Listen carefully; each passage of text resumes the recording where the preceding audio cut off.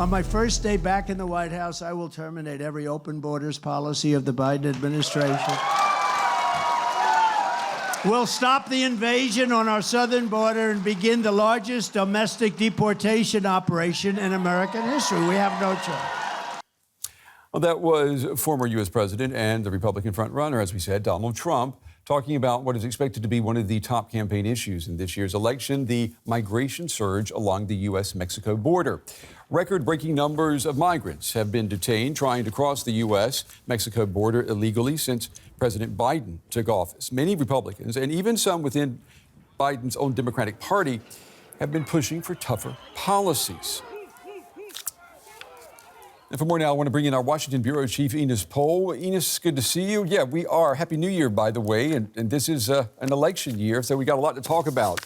Biden's Homeland Security Secretary, Alejandro Mayorkas, who's responsible for border policies, he is visiting Texas today.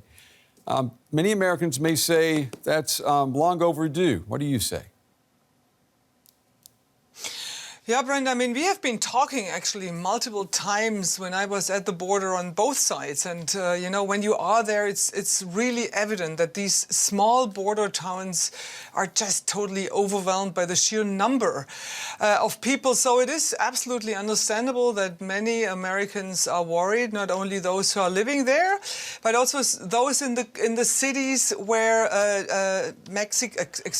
Texas Governor Abbott bussed migrants to kind of show that the problem is not only his problem living in a state which is a border state, but that it also should concern the rest of the country. So people expect Mayorkas to come up with some kind of an answer. Yeah, you know, you and I, Ines, we've talked numerous times. You've reported for us from the U.S.-Mexico border, and I remember you sharing images of what looked like, obviously, like a crisis at the border, yet the Biden administration has refused to say that there is a crisis.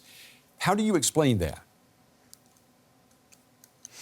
Well, for him, for Joe Biden and the Democrats, it's a very difficult topic. Why is that? The Democratic Party is a so-called big tent party, so they have members which are very diverse. They have many members with migration backgrounds. They also have members and potential voters from the rather left-leaning spectrum of the party. And as every election here in the United States is decided by such a small margin, it is very difficult for Joe Biden to take a clear stand on that. But this is changing in the light of these tens of thousands of migrants crossing the border every week.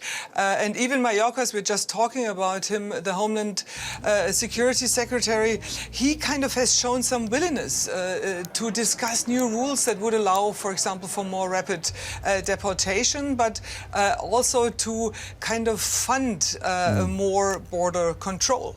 And Ines, I'll ask you real quickly, just before we run out of time, is immigration, is that the one issue that could cost Biden the White House in November? Yeah, absolutely, because Donald Trump, the former president, he recognizes that this is the one issue which not only kind of unifies his party, but with which Joe Biden is so vulnerable. And that's what he's going to focus on. That's what his party will be focusing on. And it will be very, very difficult for Joe Biden to find an answer to this. It's probably impossible, actually, to find an answer to this insolvable problem. DW's Ines Pohl with the latest tonight from Washington. Ines, as always, thank you.